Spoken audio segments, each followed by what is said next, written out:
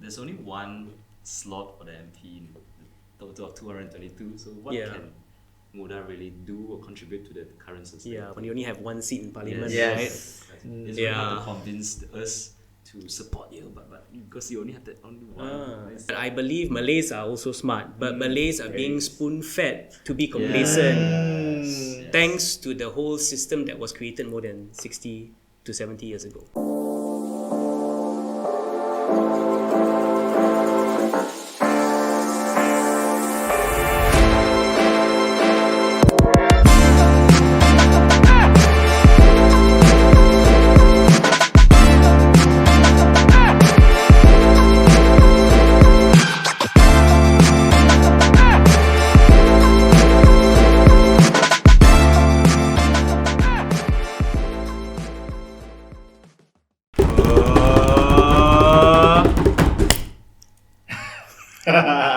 It's okay. Welcome back to IDK podcast. I'm Jason, And I'm Sean. and today we have a very special guest, Adam.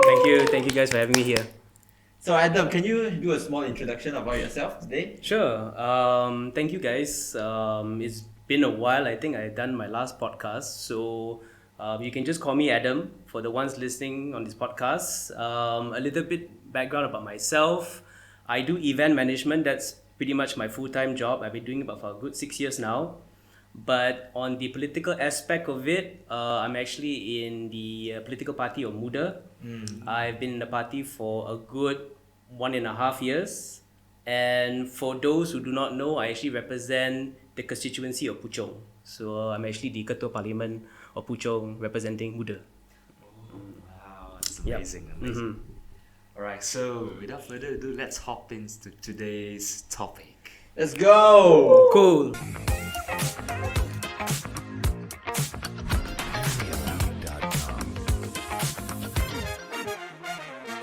All right.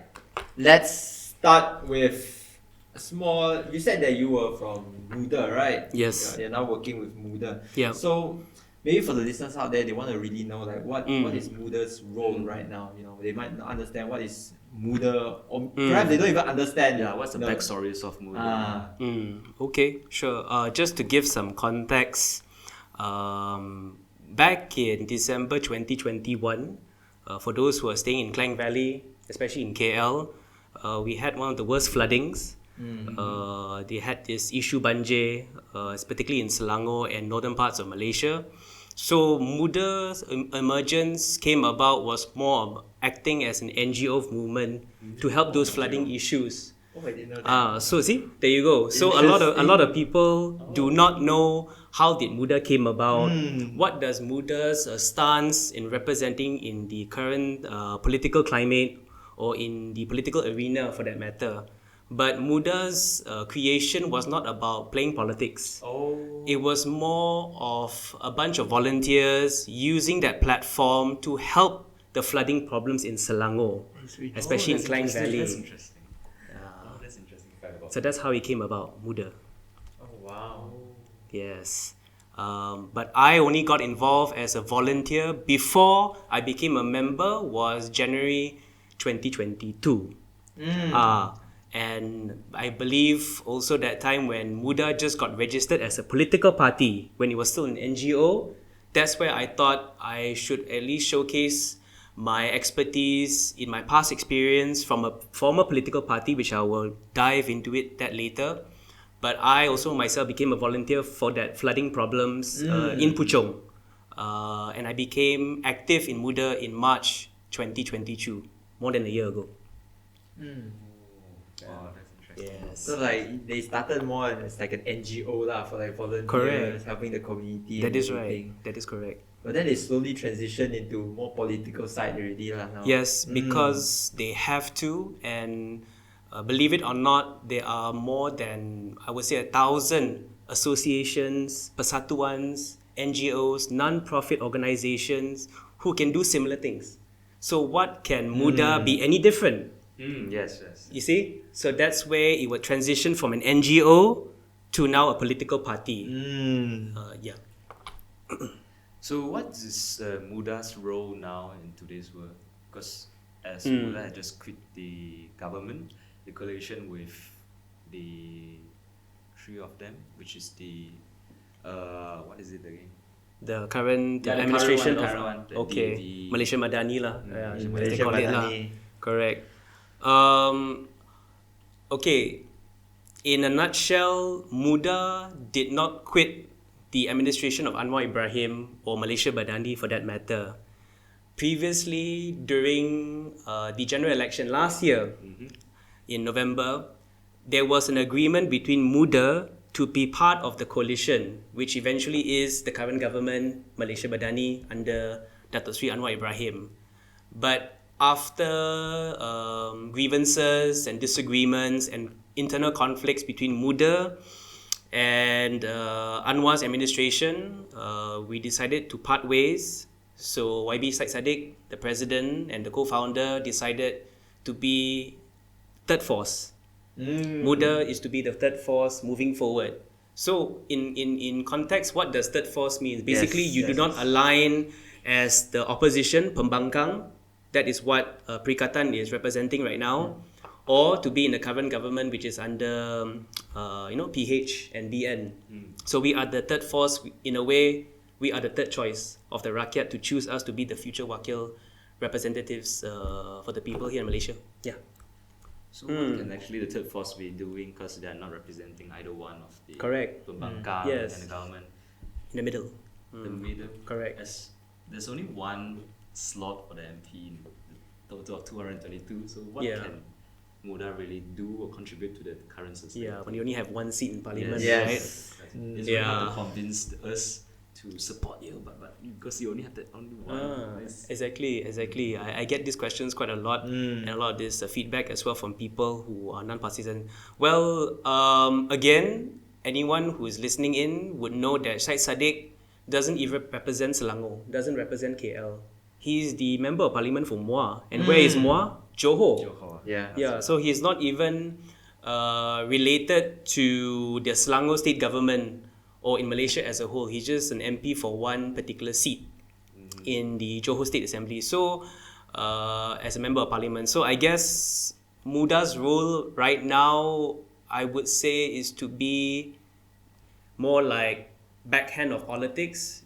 It's more like looking behind the scenes and were to see things from a third eye point of view. I don't know how would you frame it, but that is why I think after the state election in 6 of the states recently, we decided to go back to our original roots and do more community-related activities and programs.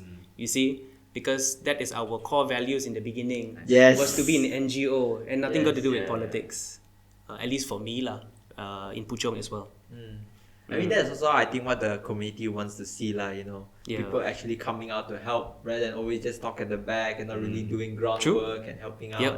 If they really see Muda really goes out and help, like you're doing also a cleanup, right? Correct, this weekend. Yes, Yeah. he's doing a cleanup this weekend, Bukit Jalil. Yeah. So like all of this stuff, you can let the community see that you actually care, Yeah, right? actually Because you doing can always criticize and talk at the back, but then True. doing true workout like this, people will see your effort lah.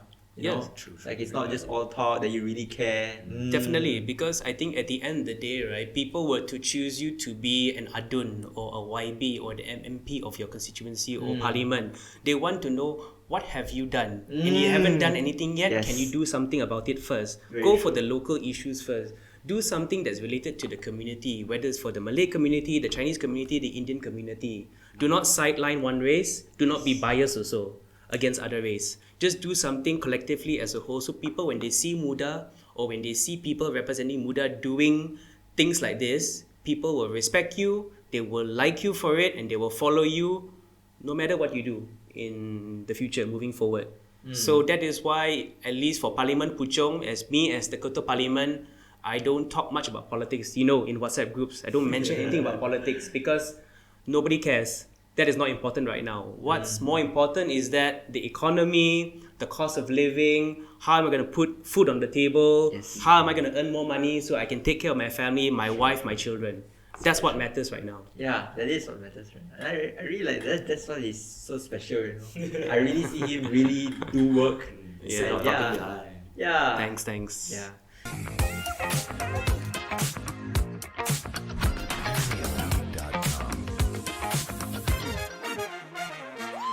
And so, talking about biasness just now, right? Oh. Talking about biasness, maybe you can talk a little bit about the quota system. Okay. Yes, about the quota system.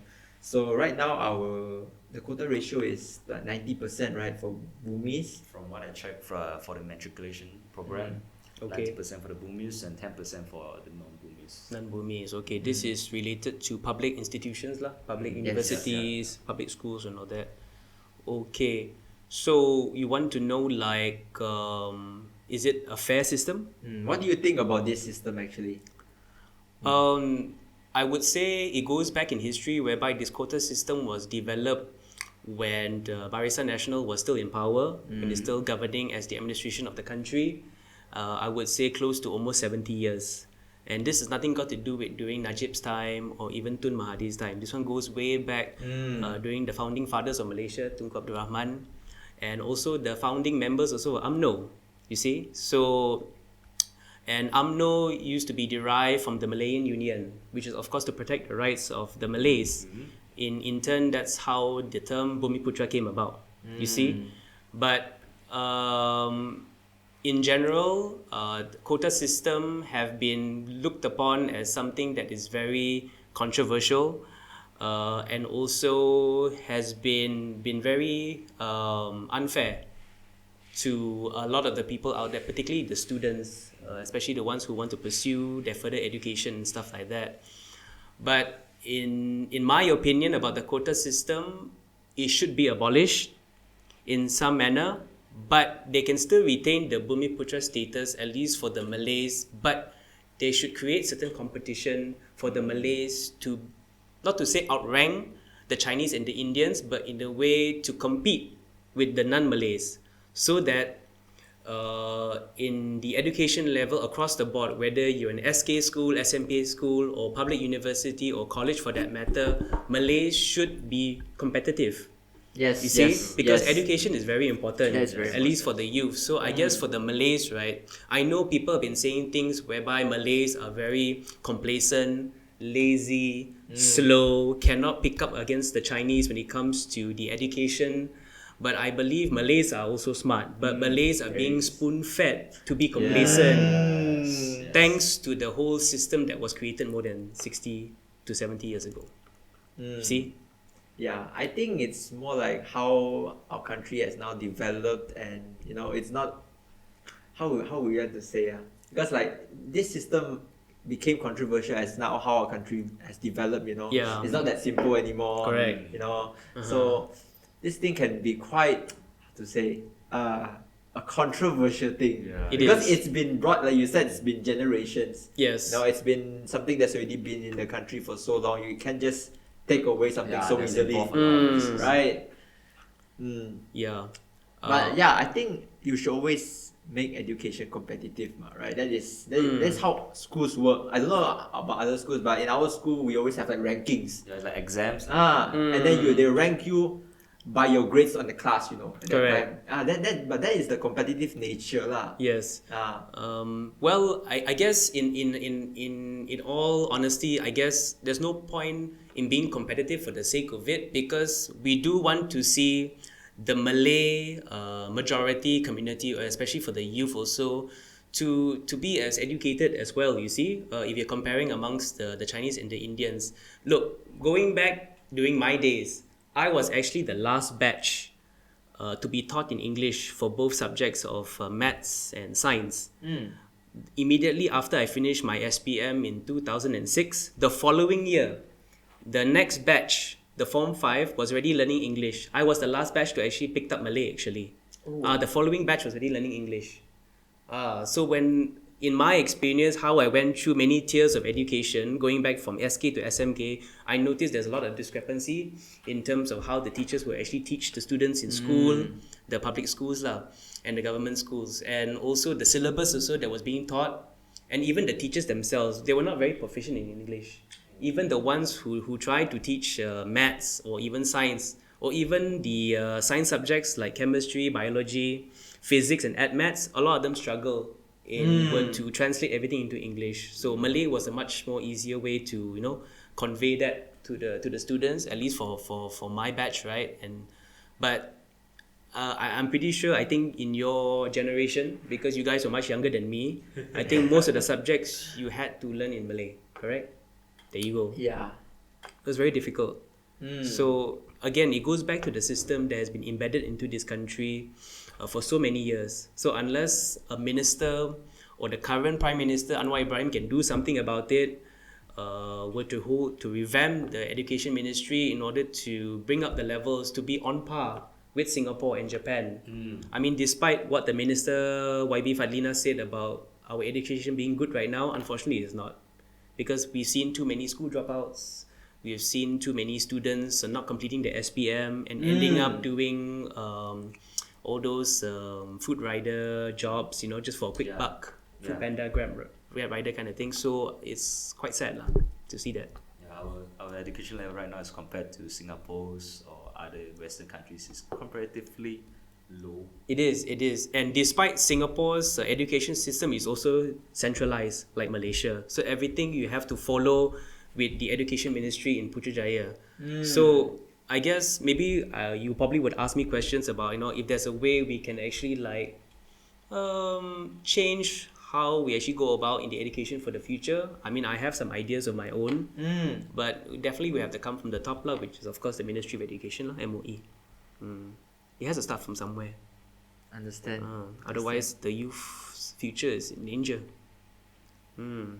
But like you said, right, to centralize, like following a centralized system, would it be very hard? As like you said, it's been brought from generations already, right? So to centralize everything, actually, it's been centralized. Actually, what I'm suggesting is to decentralize. So basically, you cut off the entire main network that connects from the ministry to the public school system. So in a way, once you decentralize the education system, the public and government schools have the opportunity and the freedom to create their own curriculum and activities as well for the students. So a lot of people don't know this, you see. It's like one standard 6-book, something that I can read in an urban area, is also similarly catered to the rural area, in the kampong area, where the students are also learning the same syllabus and content as well. It's just that in the rural area, in the kampong areas, most of them cannot cope because they have a bad command in English. They can use their own way, like you're saying. Exactly. Cater to that particular demographic and that area. You see? Decentralize the whole system. Decentralize the whole network. But how about, let's say, like cultural? Like, let's say in an area where it's quite diverse. There's like Chinese, there's Malay. Then what would be the medium for that language taught? Then I guess they have to create a syllabus whereby it will cater the masses, especially for the urban areas, more particularly in Selangor and Klang Valley, because this is a much more urban state. So I think they should create whereby it only caters to that particular demographic. But once you move up to Pahang, Terengganu, Kelantan, Perlis, Kedah, they should create a syllabus only for that particular states. So it's more like states lah. Correct. Go by states. Yes. Because what I'm going to learn in physics in Selangor may be very different how the physics are being taught in Kelantan. You see? It'll be very different. There'll be a lot of language barriers.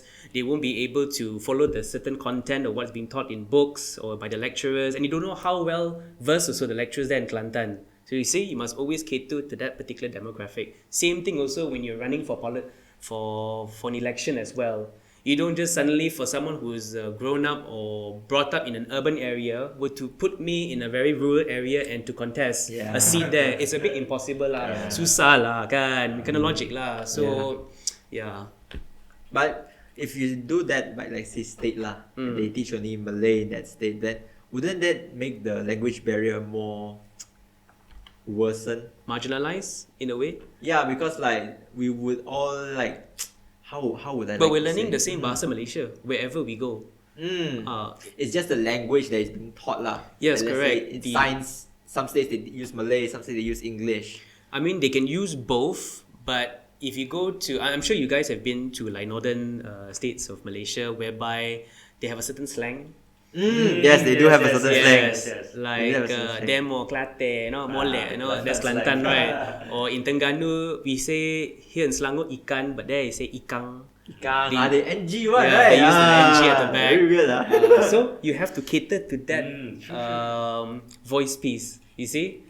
So at the end of the day, there's a lot of revamp need to be done in MOE, and if they can, what I'm suggesting on this podcast, if they are listening to it, this is something they could actually suggest and consider in the near future.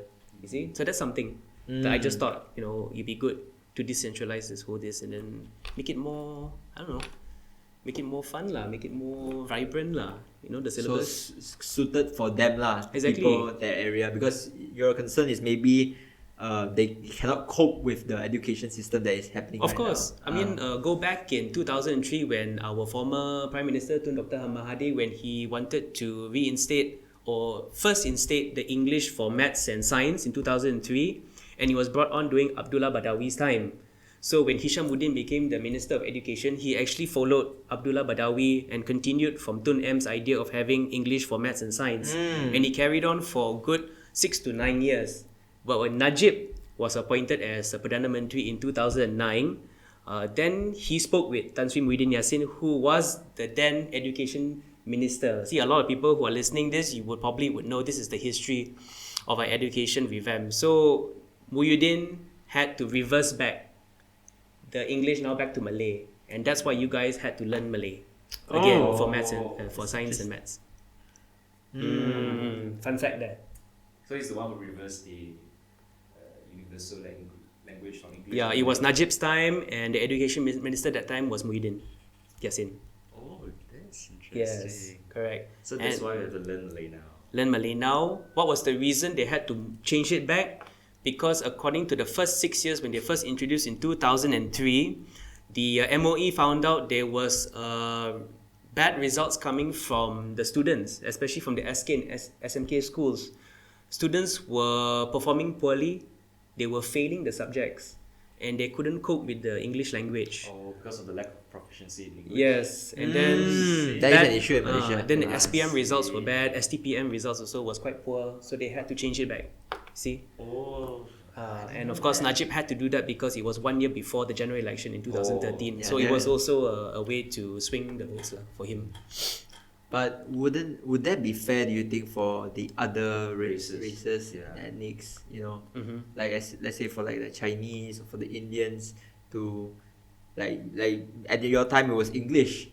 For them it might be okay. Yeah. Because English is universal. it's a international universal language. Correct. But telling them to take up Malay, because of how the Malays are struggling with it. Yes. Do you think it's fair, or do you think Yeah, because Malay is less spoken in other countries, right? and also for some people, for me if for me it was quite hard, as I was in a vernacular school. Okay. Then also I went to a Chinese independent school. Okay. My environment was mostly just Chinese. Okay.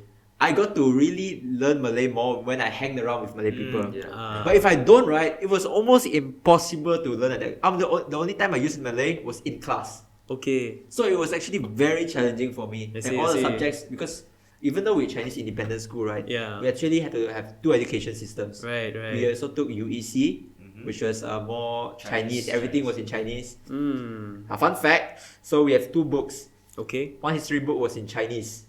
One is Sejarah. So we literally have seen that was both of torturing, it. bro. That was so Ah. torturing. Oh, We have seen both of it. I see. And actually it was very hard for like all the SPM, because all the syllabus was in Malay. Some were English. Some they still kept in English, right, at that time. I think most of it was Malay. Okay. But yeah, that was an issue, because how we, like you said cope to the people, but coping to us, our environment is all just Chinese people at that time, and then using Malay, it was not a norm for us. Right. Well, just to give a bit of background, when I was finishing my Form 5, my SPM, there was this recommendation for students coming from Chinese schools. When they go into secondary school, you have removed class. Remove class. So this was introduced in my school in SMK Sri Sentosa in OUG, Ooh. whereby Standard 6 Chinese school, when they go into Form 1 SMK government school, they have to take one class earlier before they go into Form 1 called remove class. So they can pick up back the Bahasa Malaysia and the English. So this was introduced during my time. I don't know your generation, did they have that such class? And whether now are they still introducing that kind of system whereby they will give one class earlier, so you're actually 1 year behind, so that you can catch up with your Bahasa Malaysia and your English. I don't know whether they still do it or not, but yeah, this is also another interesting thing about what I had to go through as well. But let's say as for people who didn't went to SMK, they went to independent school, Full. private high schools. Okay. So how would that work for them? Because they also have to follow the education system. You can't just really be independent. Yes. Right? You still have to follow. And because, like you said, we have to use Malay, and then some people also struggle because of Malay. Yes. Actually, I think one of the most failing subjects in Chinese independent school was Malay at the time. It was very BM lah. bad. It was Okay. very Yeah, everyone was almost. I almost failed it. Yeah, everyone was failing. Actually, I was failing Chinese also. I see. Okay. The only thing I was good at is English, and it was not even a main subject there. Okay. Yeah. I see. So, like you said, like it's hard to, you said like okay, they can cope with the people at there, but some people it not work. Yes. So maybe the decentralized system could work, but would it be complicated? Yeah, it's very hard to achieve an equilibrium state. Yeah, I mean, I guess I know it's a very cliche way of saying, but you don't know until you try it. Oh, true. But once you decentralize it, and once you give that opportunity for Chinese speaking or Tamil speaking students to actually catch up on their English and their Malay, then I think it shouldn't be a problem whereby we can actually forego the whole idea of having vernacular schools and the Chinese speaking schools and merge it into a national school. But this is a much more broad concept of mine in the near future for Malaysia. It's going to be a long way to go, but we have to start from somewhere. Yes. And also going back to 2003 when Tun M introduced this English to maths and science, he actually start small, baby steps. Form 1 will start in English, and then following Form 2, Form 3, Form 4, Form 5. But the same year when they introduced only for Form 1, they also introduced for Standard 6. Then Standard 6 then go to Form 1, Form 2, Form 3, Form 4, Form 5. You see? Step by step by step. Slowly by slowly. Don't immediately like that. You're going to disrupt the whole Yes.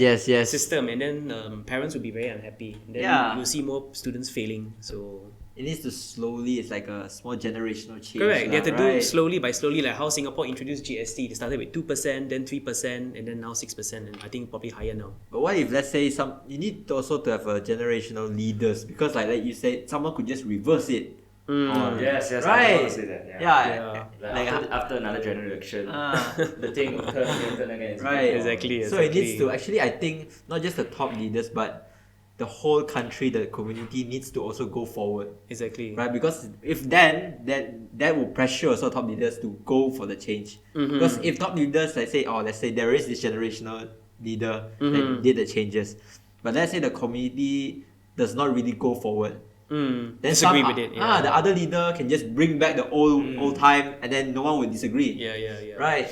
So it's more like a generational change to also the community, right? Yes. Some of the leaders who's making changes is the community as well. Yeah. Well, I guess the leaders, I don't know for the current ones in Anwar's administration, but they have to be a bit more open-minded. But at the same time also, it's okay that if you still want to cater to your own race, particularly for the Malays, because I do know they still want to safeguard the rights of the Malays and also in a way take care of them, because they're still lagging far behind. Even, I mean, in all frankness also, they're still lagging in so many aspects, whether they're still doing business or whether in terms of networking or for other matters as well. I guess Malays will always have that tendency to always be second best. You see? And for someone like me who is half Malay, half Chinese, I've seen both worlds. Fun fact, he's half Chinese, half Malay. Yeah, so I've seen both aspects whereby how the Malay mindset is and how the Chinese mindset is. So, but then again, there's no wrong being a Malay or how you perceive a Malay to be, but the government should stop spoon feeding the Malays and should stop it immediately.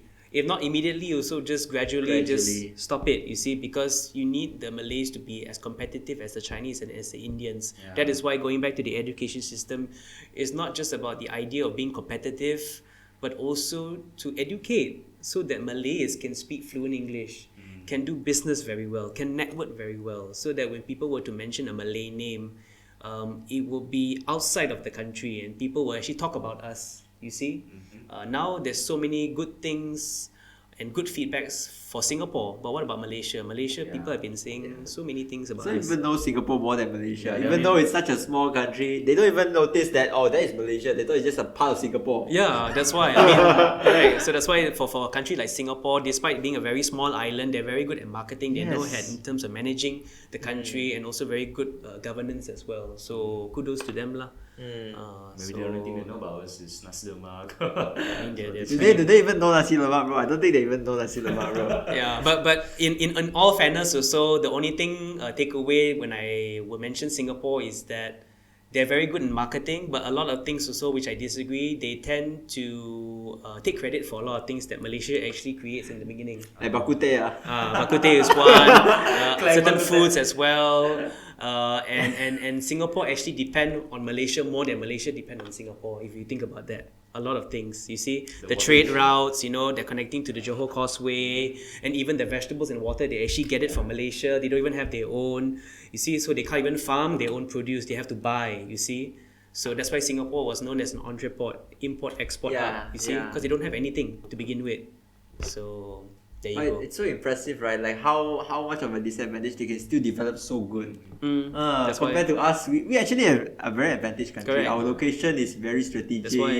Is it because of the talented are fleeing away from Malaysia to Singapore? I guess it's just good maintenance culture and good governance, and despite also high corruption also in Singapore. I mean, look what happened to the Minister of Transport also in Singapore also, being convicted and stuff like that. But again, it's how they really take care of the nation there, despite being 1/8 of Malaysia, you know, of its entirety. So it's a bit malu lah, right?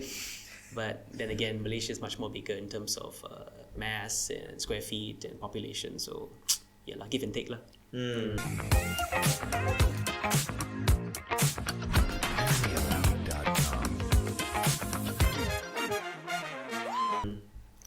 The governance lah. Yeah.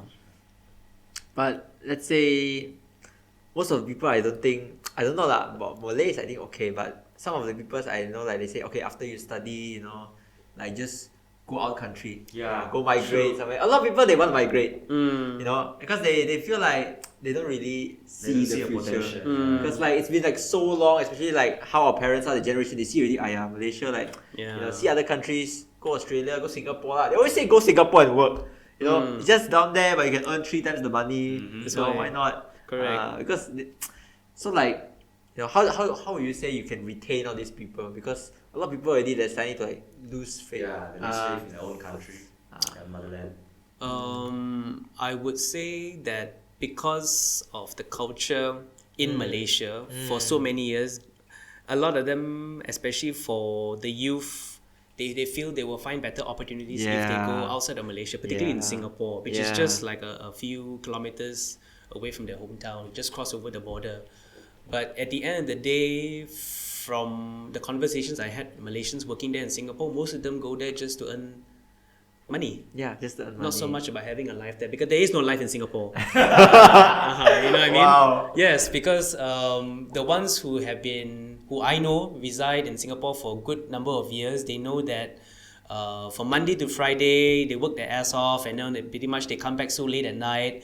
And on weekends also, they always have activities that is compulsory for them. They always have to do something every Saturday and every Sunday. This is something that I ask Malaysians living in Singapore. Activities can be anything. So if you're a church goer, you know, they'll attend church every Sunday morning. If it's for Saturdays, they have to attend activities that basically, I don't know, keep your mental health in check. and also to keep your physical fitness as well. So a lot of them do things that regularly involves being outdoors. You can ask every Malaysian or even Singaporeans for that matter who is living in Singapore. Every day is a busy life. Yes. What do you mean by Saturday keeping occupied? Is it like compulsory or like? In a way, it's not mandatory by law, but it's something that Singaporeans practice this on a daily basis. Like every Saturday, they will do something. Maybe like they do some sports, recreational activities. Go for yoga, go for cycling, do from kickboxing, and then usually at night they will do some communal activities together, like gatherings and stuff like that with family and friends. So they always keep themselves active and then on the toes. They never really stay at home so much. The only time you see Singaporeans stay at home was during COVID for the past 2 years. Oh damn! Isn't it beneficial that you get involving in such an activities? I mean, if you like to keep an active lifestyle, I don't see an issue. I don't see a It's problem. an interesting culture. I never knew that. Yes. Yeah, they try to keep the. That's why Singaporeans are always tired. But does that keep them sane though? Like having to, oh my god, it's Saturday now. I can go and work more. More like they're stressed, I guess. I don't know. Especially when I speak to Singaporeans on the phone or when I get to interact with them, and this is the feedback I get lah. Yeah. I see. So it's more chill here lah. Today. A bit more lax, Yeah, it's more lax. in some ways, but and again, Malaysia is so big, so there's so many things and places that we can actually explore and travel to compared to Singapore. Singapore is just one dot, the red dot, right? So yeah, there's nowhere else to go unless you go north lah. That's it. Yeah. Wow, this is very interesting, man. I know. Singapore. It's mind-blowing. Oh. You guys how many times you been to Singapore? Actually, not much. I think I just went there for a school trip. Okay. Yeah. This was before COVID lah. This was definitely before COVID. Before COVID. What about you?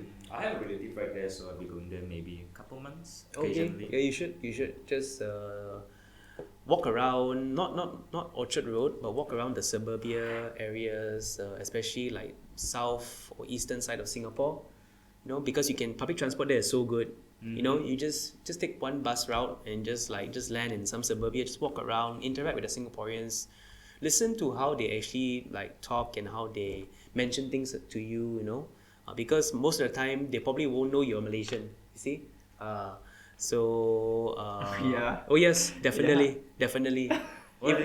Because I guess if you can in sync in how they pronounce words, how they enunciate certain phrases, right? People may think you as a Singaporean as well. How different can you be though from a Singaporean? Very, very easy. In fact, when I used to converse a lot with Singaporeans on the phone, I tend to pick up certain nuances from them. Like for us Malaysians, we used to say like la, ma, right? Yeah. For them, it's like sia. They would so Singaporean. play along with those words, you see, and then you manage to catch their attention, and then they'll think, oh, you're one of us.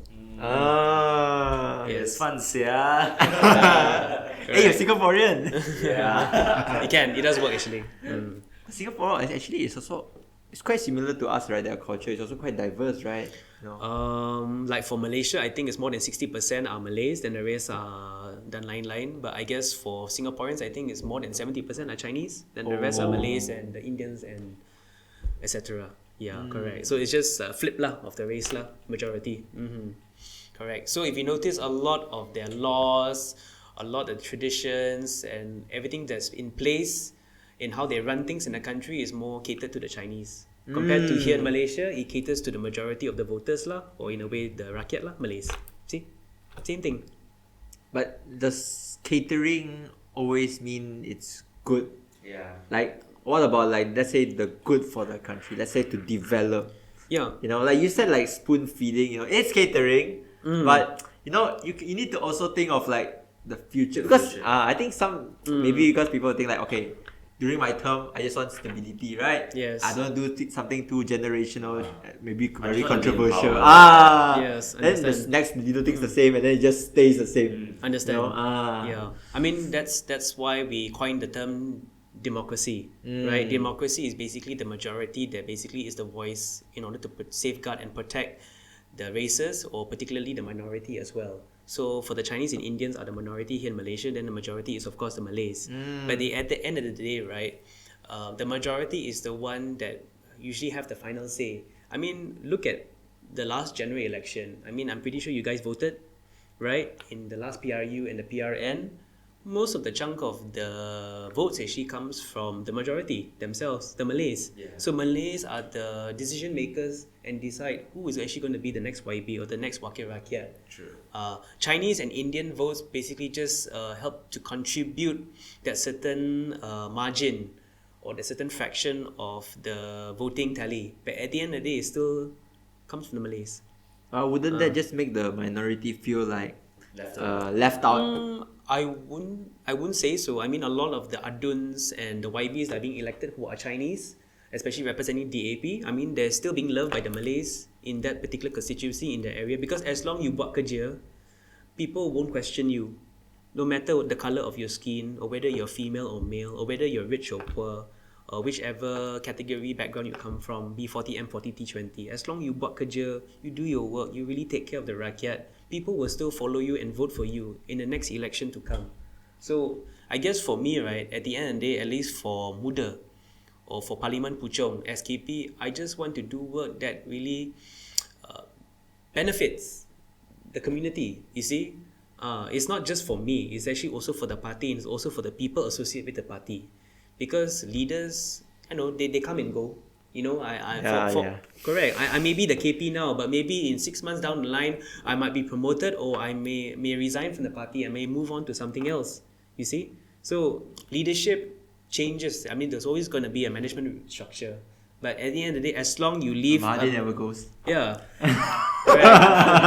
There's one leader that never goes. Correct. He's turning 99 now. He's going to be 100 years old already. Yeah, congrats, the guy. Still alive. So... The guy's staying strong, man. Correct. Just leave a positive impact on what you have done or what you be doing, and then you can always pass the baton to someone. Or if he doesn't want to pass on.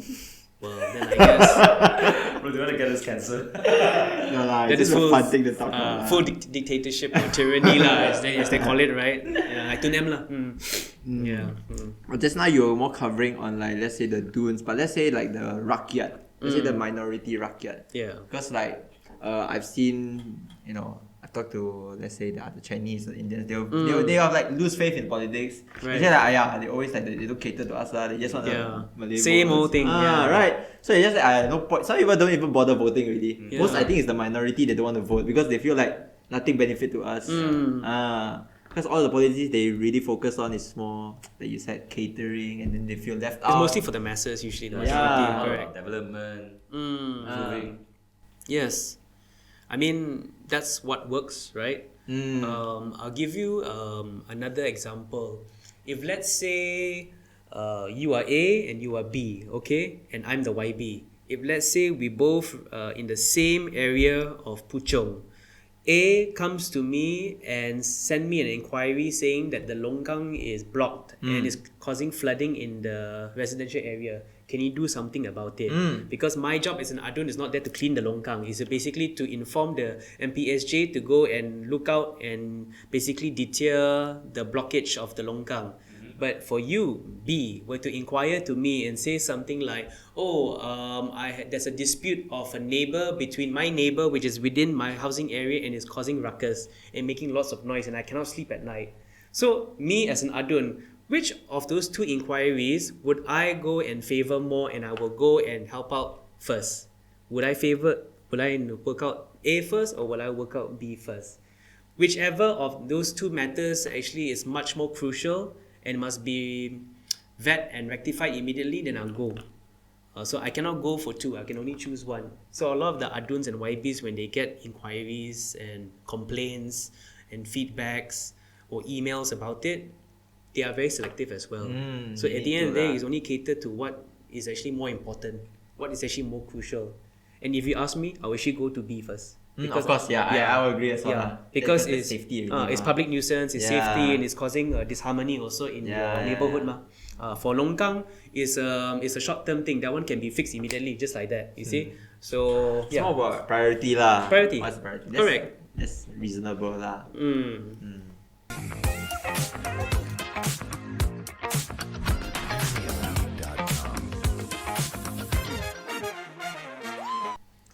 I see. Yep. I see.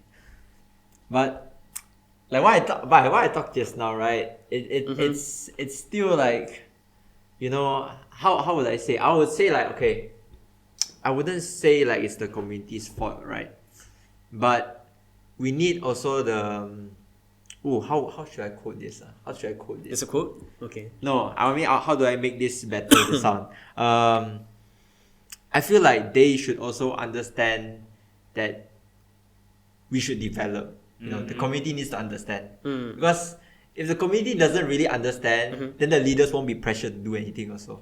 You know? Like they will see, okay lah, the community thinks they don't enjoy that. Let's enjoy. Let's enjoy for generations to come. Right? But if let's say the community really wants change, we want to really develop, then only we can move forward. But it's the minority of them who want to change. Yeah, so we should make them, I think it's good. It's for the good, right? To let at least the majority understand that this can, in the long term, nothing will happen, you know, if you just keep, like you said, spoon feeding. It's actually good to be competitive, right? Some people, when they're young, they don't like it, you know, but when you grow older, you understand actually, but like how your parents, they could be very strict with you, you might not like it. So you see why other people's parents love them so much, you keep angry at me. But then, at the end, it's for the good. Right? So, I'm not saying like all these rights are not good and everything, but they should also think like, you know, does this really, as a whole, right? Yeah. You want to be competitive. Yeah, they will always look at the whole picture. So I guess, because if this culture really gets passed on, right, and everyone just thinks like, oh, we don't need to worry, we always have our rights and we're the majority. Like you said, I don't know, do you think there's a way to really, you said that the Malay culture can be quite complacent. Like you say, second place. Right, okay. Do you think there's a way to actually bring them up, like genuinely bring them up, rather than just give them like quota system, rights? I guess my immediate suggestion is to, in a way, give them that risk factor. So if you don't do this, you end up losing this. So you make the Malays a bit more pressured. So I guess it also goes back to the education system, because a lot of times Malays, they're still very far behind in terms of the proficiency in English and other aspects as well. But if you add that risk factor to them, like, you know, you won't be able to land a job, and it'd be very difficult if you don't have that level of proficiency in order to get that jobs that you always wanted after you graduate. Then you will make the Malays a bit more, not to say scared, but I guess you'll put them in a much more competitive edge moving forward. It's like, okay, if I don't do this, then I will end up like this. So I think for me, I really need to buck up and I really need to improve. You know, so you know what I mean? So that's why I feel education should be very competitive, at least give a fighting chance and give that fighting spirit for the Malays to compete amongst the other non-Malays as well, you see? And going back to your generation, when you mentioned about the passing mark, especially for BM and even for your Chinese that time, right? Yeah. I found out that even to pass at maths, especially for my SPM time, was I think 20 out of 100. Really? I'm serious. The ones That's who are like listening nothing. this, I'm telling you, the passing mark for at maths during my SPM in 2006-2007 was 20 out of 100. Oh, so there's only 20 out of 100. 4 questions. How questions. how insanely illogical is that? 20 out of 100. That's not even 50, you know. That's not even half, you know. That's not even above your nose level. So it doesn't make sense. But that is the MOE's way of ensuring that everyone pass. You see? There needs to be a balance though, right? There needs to be a balance of standard but also allowing everyone to, you know, pass. Correct. So they right. but then they should stop doing all this 20 to 30 out of 100 just to ensure that everybody get to pass and get there's no straight A's. standard there, right? There needs to be a bit of standard. That's why. Like, that's how you increase the education level. There needs to be standard. Like you see high, how to say, top unis, they always have like, oh, you need to at least reach like this benchmark. But if you're so like 20 pass lah, you know, it's like tutup mata, okay, tak apalah, I sudah pass already lah. That's one thing about developing lah. I have a question regarding this. If you start to put pressure or risk factor into the Malays, once they are not happy with your action, and there's another party who's offering a better solution. Okay lah, I don't give you this one, I give you 20 marks to pass. Then when they start to vote the another party is in favor of them, then in the next election, they'll start to choose them, and your actions, your implementation, everything's gone. Yeah, in a way that's true. Also, it may backfire on that decision, but then again, it goes back to the idea you're just spoon feeding the Malays just to ensure they pass a mark. That's not how you improve the standard of education here in Malaysia. So that shouldn't be the way. It needs to work, I think, both ways. Correct. Like the leaders and the community need to move forward. If the leader only move forward, like he said, if let's say another leader come in, he want to change back, then they follow lah. It'll be okay. Like the Malay to English, English to Malay. They can just snap because the community is okay. That no worries. I like that more. Correct. You know, they're not how to say ready or accepting change. Yes. Right. Correct. Because change can be a very scary thing to a lot of people. You know. A lot of people. They're like, maybe I'll lose my cultural identity. I'll lose my status lah. I'll lose my opportunity. I'll lose my job. You never know, right? Right. It's a very sensitive thing to some people. Say, I don't want. I'm doing well already. Don't touch anything. Don't touch my rice bowl, yeah lah. But you see, it won't. If it's hard, right? Because that's how it's always been. Correct. You know, so. It's like looping back and forth. The same thing again, over and again. A change, back to it. A change, I go back to it. Unless we are able to actually pass on a generation where the community actually has the same mindset already, like we actually want to develop. But it's hard though. Maybe they're not ready yet. I see like people like Adam, and I think a lot of Malays they are actually very open minded and understand all of this stuff. Yeah. You know, I think this mindset it's a good mindset. It's a healthy mindset that could be passed on. You know. You know. Yeah, because maybe they don't really see what the benefits are right now. Correct. But it's good, you know. It's definitely good for the country as for everyone because I don't know if this is a good concept, but Malaysia is for the whole, right? It's for the whole. It needs to also develop, and you cannot just be always catering. You need to go out, like you said. You cannot always be in the house. You need to work hard, right? So correct. Yeah. I mean, most of the time for us Malaysians, we don't know until it bites us. Mm. You know, that whole graphic whereby you place a frog into a pot of water. You boil the water and wait until the pot boils up and heats up, and that's where the frog starts to react, and then the frog jumps out. He couldn't jump out. He can't jump out. Yeah, he couldn't jump out because it was too late. I see. Because it was just swimming around when the water was boiling. Okay. When the water boiled, it was too late for it to jump Understand, out. correct. Yeah. So that metaphor, use that metaphor. Yeah, I see. I look at the same metaphor and you see, I'm into him. But until it bites lah. Correct. Wow. Good content. Take some time to implement this. Yeah. It will take a lot of time. It will take plenty of time. It will take plenty of minds. It will take plenty of aggressiveness and a lot of strong initiators, especially in the government, because the government is the only thing to be able to push amendments or to make it by law or to move things forward. You see, if I were to be in a normal persatuan or another association or non-profit NGO, I can't do much. They are the policy makers, ma. Yeah, you see, that's why. Yeah. And hence why Muda also has had to be registered as a political party, because the future leaders or the initiators in Muda, if they want to be policy makers or policy changers, it has to be through Parliament. It has to be in the government. So, and Muda is still a very young party. I would say, 2 years, shy of 2 years since its registration. 21. So yeah, that correct. is very young. Give us time, and we will try our best to prove ourselves, especially if we are a worthy choice for the voters to be the future wakil rakyat for the many. That's what I'm pushing myself forward to, even though I had past experience. So for the ones listening in, I used to be in PKR. In Keadilan, I was part of AMK, which is actually part of the youth wing of PKR. So Anwar Ibrahim used to be my president. That's so interesting. Yes. I never knew that. Correct. Wow. And Azmin Ali used to be the deputy president in PKR before he left. He wasn't kicked out, he left.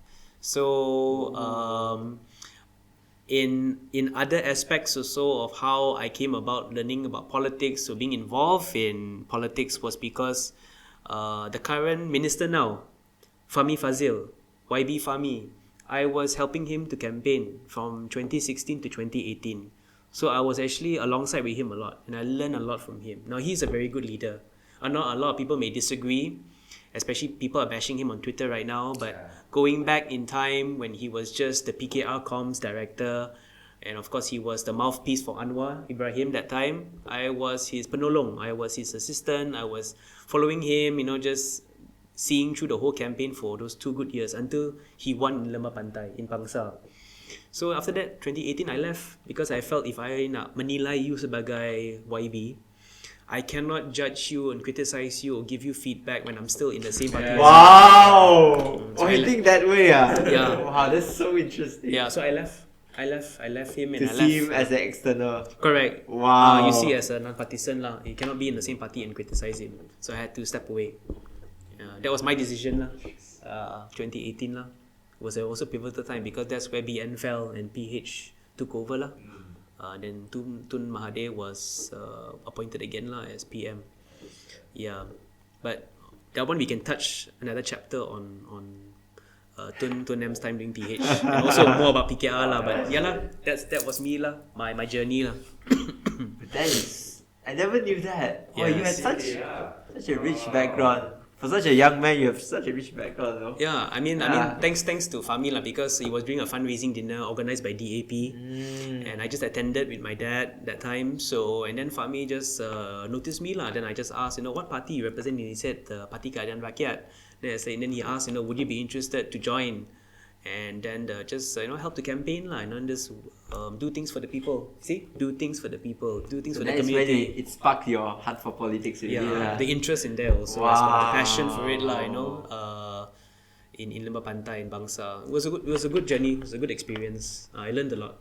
I mean, the journey is still going on right now. Of course, A new path. I know. Yeah. Even though in a different platform, but no matter what, I'll just still strive and do my best. Give my 110%. Definitely, I know you will, man. I know you. I really see what you're doing, and you're going good, man. Thanks. You're going really good. Thank you. I think that is all for today. Mm-hmm. We've covered a lot actually. It's been quite a Almost 1 hour. yeah. It's very yeah. I learned a lot actually. Okay. I learned a lot. Of all the things I've said, which was the best takeaway that you have heard from me so far? It's how you say you want it to be decentralized, right? Yeah. To basically cope with how the cultures are, to based on you say you want to do it By by states. state lah. Yeah. Yeah. That is a very, because I've never heard of something like that. Okay. Because I always think like the system has to be unified, right? Uh-huh. Where change, everyone just has to accept it. Correct. That is always what I thought. So I was like thinking like, I never thought of like, why not just Okay. cope with everyone? But if you look at it, don't you think it's much more like a monopoly? Like how Astro used to do, and how Bernas used to do, and how Gardenia used to do? Decentralize that whole network. That one network, break it down to 10. Or in a way, break it down to 12 lah, or 13. See? Cater to that particular demographic in that particular state. And I'm telling you, those states will thrive. I'm telling you, it will. Yeah. Yeah. You heard it from Adam.